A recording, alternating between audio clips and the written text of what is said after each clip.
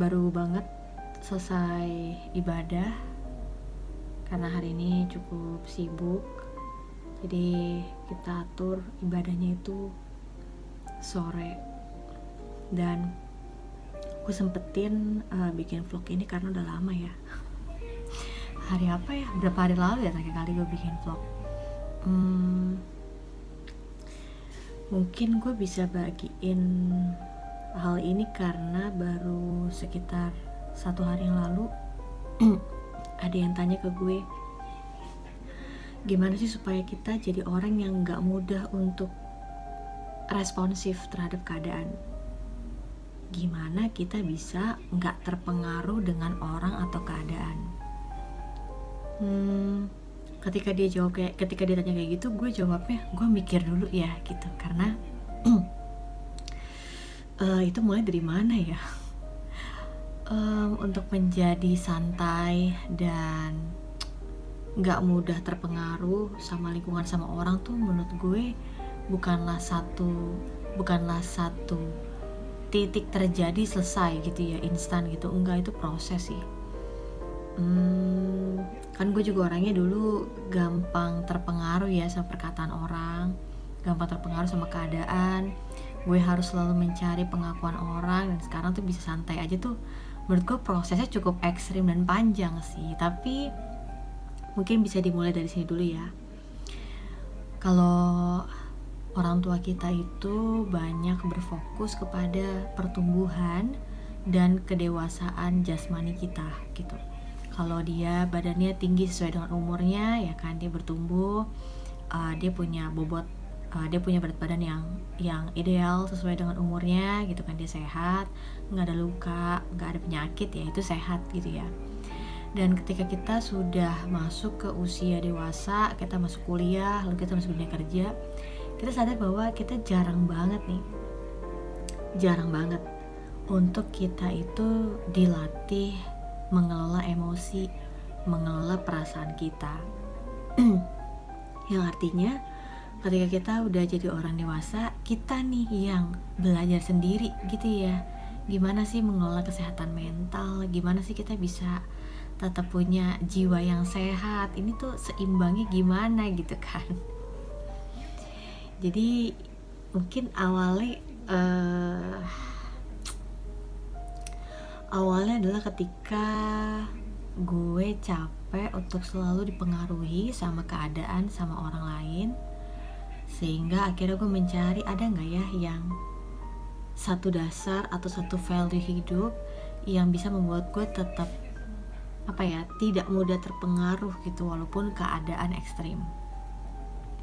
Dan gue belajarnya salah satu tentang identitas ya, dan gambar diri gue gitu, karena ini kan kaitannya tentang identitas dan gambar diri kita ya.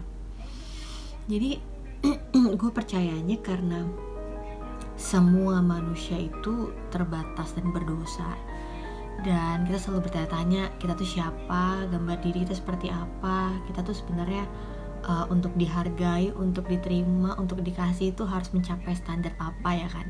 Itu tuh semua manusia punya suatu kebutuhan untuk diakuin dan disayangin gitu ya.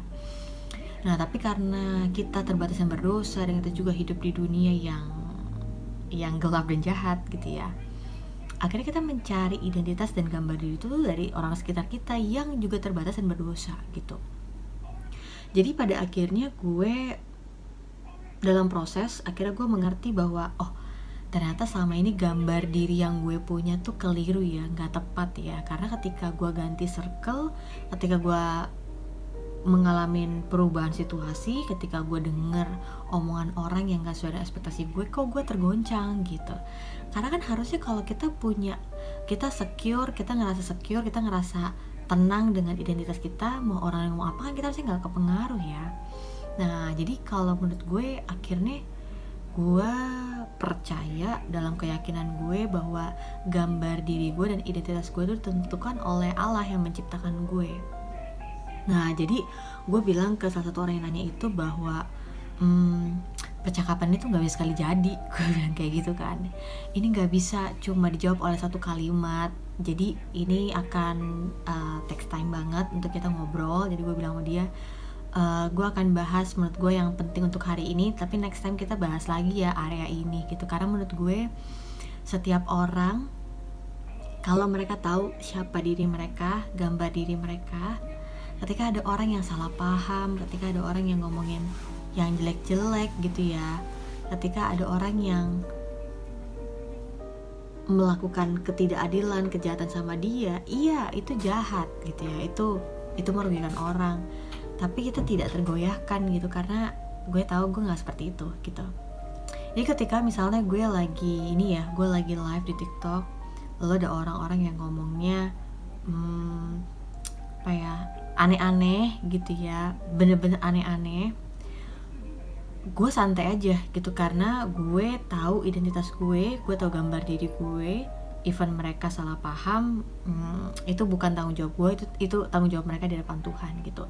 Nah, gue pegang salah satu saran yang terbaik ya yang pernah gue dengar, bahwa respon atau keadaan yang disebabkan orang lain itu nggak salah gitu ya, nggak salah.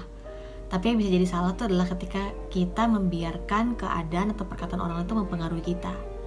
Ya, lo pernah kan dengar kayak gini, kita nggak bisa untuk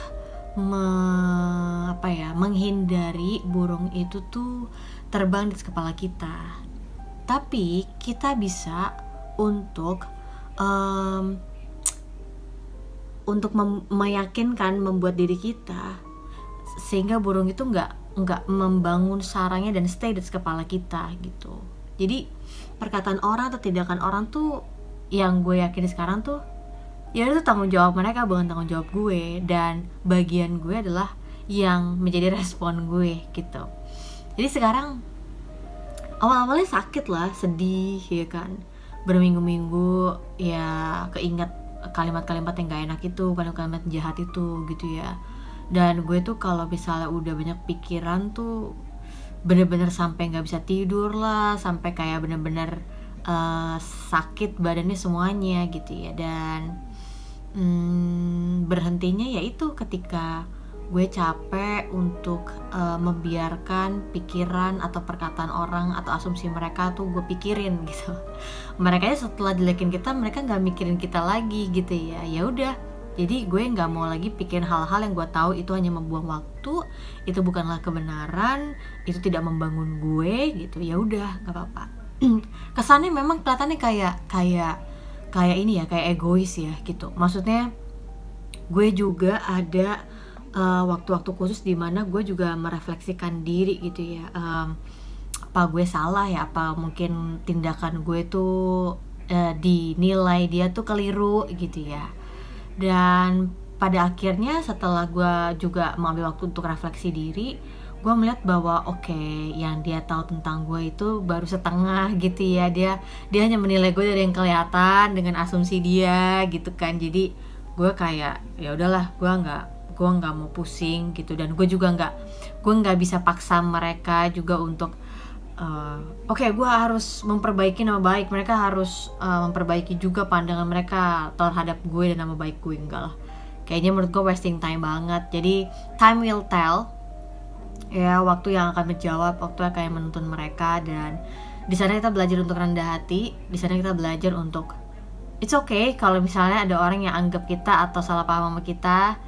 Itu jadi tanggung jawab mereka di depan Tuhan, dan bagian kita adalah tetap berbuat yang baik aja, berbuat yang benar, sesimpel karena kita punya identitas itu gitu ya. Jadi sebelumnya gue pernah bahas tentang itu ya, keluarga, bahwa ketika gue disalahpahamin, ketika gue dinilai buruk sama salah satu anggota keluarga, di sana gue pengen bales gitu ya, gue pengen berhenti berbuat baik sama dia, gue pengen berhenti kayak ya udahlah, nggak usah terlalu deket-deket banget sama nih orang gitu kan. Tapi akhirnya gue menyadari bahwa nggak, gue mau tetap baik karena gue udah menerima banyak kebaikan, dan gue mau tetap lakukan kebenaran sekalipun orang itu nggak paham atau bahkan salah dalam menilai apa yang gue lakukan, karena sesimpel ya, karena gue pengen berbuat baik aja, that's it gitu. Gue pengen berbuat yang benar. Jadi mungkin next time ya gue akan bahas ini lagi tentang bagaimana menjadi orang yang gak mudah responsif terhadap keadaan.